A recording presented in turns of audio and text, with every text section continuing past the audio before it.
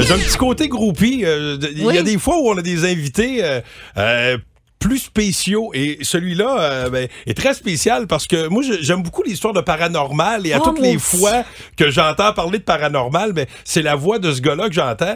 Puis là d'y avoir parlé au téléphone, on dirait que ça m'a fait un petit quelque chose. Christian Page qui est là. Bon matin. Bon matin à tous. Écoutez, Christian est en train de me raconter l'histoire du jeu. Puis je l'écoutais comme vous allez l'écouter, c'est-à-dire j'étais pendu à ses lèvres. Là, c'est un genre de Ouija 2.0. C'est là-dessus qu'on s'est laissé tantôt. Là. Oui, absolument. Donc, qu'est-ce que c'est que ce jeu, Une nuit à l'Hôtel 54? On le sait, on arrive à la période de Noël, et on a passé la période de l'Halloween. C'est souvent des périodes où les gens vont se retrouver en petits groupes, entre amis. Et là, on se dit, bon, qu'est-ce que l'on va faire?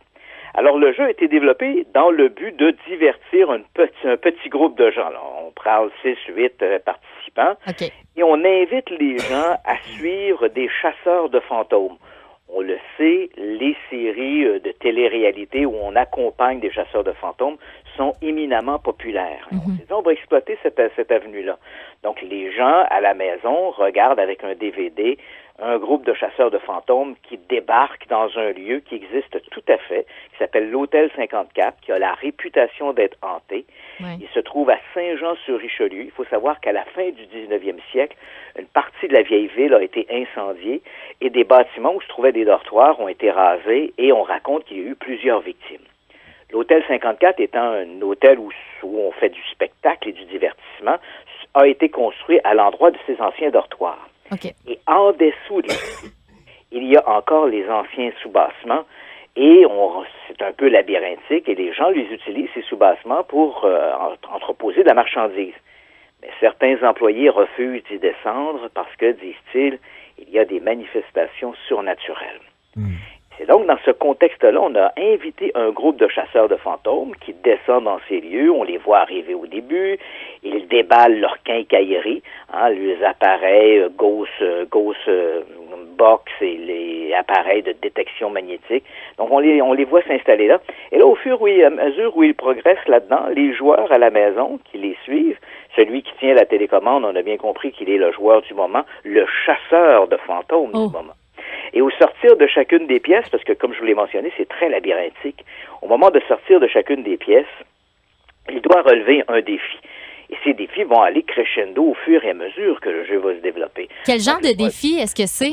Voilà, le premier défi, ce sont des petits défis diètes. On se tourne vers notre gauche et on jette un mauvais sort à notre voisin. Évidemment, si notre voisin, c'est notre compagne ou notre conjoint, depuis quelque temps, ça ne va pas très bien entre nous. Une belle-mère ferait l'affaire dans ce cas-ci. Participer à ce défi. On se retire à ce moment-là. Faut pas se mettre dans l'embarras. Donc, c'est un peu l'idée. Et éventuellement, il y aura d'autres défis. Par exemple, on va demander à des gens de prendre une bougie, de se rendre à la salle de bain et regarder dans le miroir. Prononcer 3 fois à haute voix le nom de Bloody Mary. Moi, je me souviens, quand j'étais petit, là, j'ai arrêté de dormir face à des miroirs parce que dans le temps, c'était, si tu disais le mot, c'est-tu Marie Noire ou Marie Blanche? Marie Rouge. Je voulais pas dormir face à un miroir. Là, c'est-tu dangereux si on joue à une nuit à l'Hôtel 54? Il va-tu après ça avoir des esprits dans notre maison ou c'est non, je ne crois pas. On reste dans l'esprit ludique. Moi, ce qui m'a intéressé dans le jeu, l'idée de visiter un lieu hanté, c'est toujours agréable, c'est toujours amusant, divertissant. L'idée des chasseurs de fantômes m'agaçait un peu, je ne le cache pas, parce que j'aime pas beaucoup les chasseurs de fantômes. Je n'ai jamais hésité sur les plateformes médiatiques de dénoncer les chasseurs de fantômes. Parce qu'ils dérangent.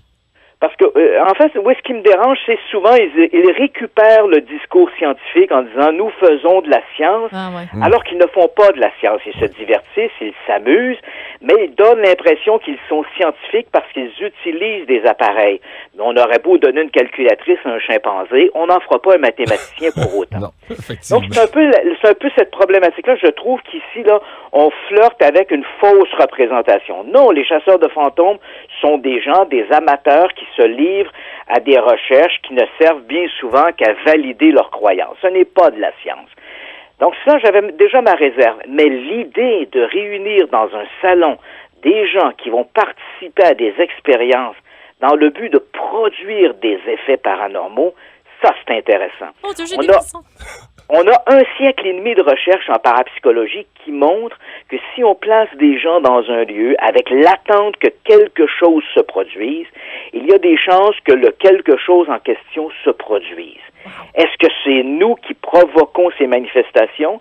Est-ce que ce sont simplement des biais cognitifs qui nous amènent à imaginer que des choses se passent autour de nous? Ça reste difficile à déterminer. C'est un jeu, en fait, je dirais, qui développe le sens cognitif, qui nous amène à des sens cognitifs. Ben, écoutez, M. Page, vous nous donnez le goût d'aller nous le procurer, ce jeu, Une nuit à l'Hôtel 54. Ça a été un plaisir de vous parler, puis vous m'avez donné le goût. Je pense que je vais m'organiser une petite soirée entre amis à la maison pendant le temps des fêtes. C'est simplement vous dire que moi-même, quand on l'a développé, le jeu, on a eu droit à quelques manifestations surprenantes. Oh, à suivre. Bonne journée, M. Page. Voilà, je vous laisse là-dessus. Bonne journée à tous. Au revoir. Wow, mais ça a l'air le fun au bout. Une nuit à l'Hôtel 54. Vraiment très, très hot. Ben, si vous voulez vous le procurer, allez-y vite fait.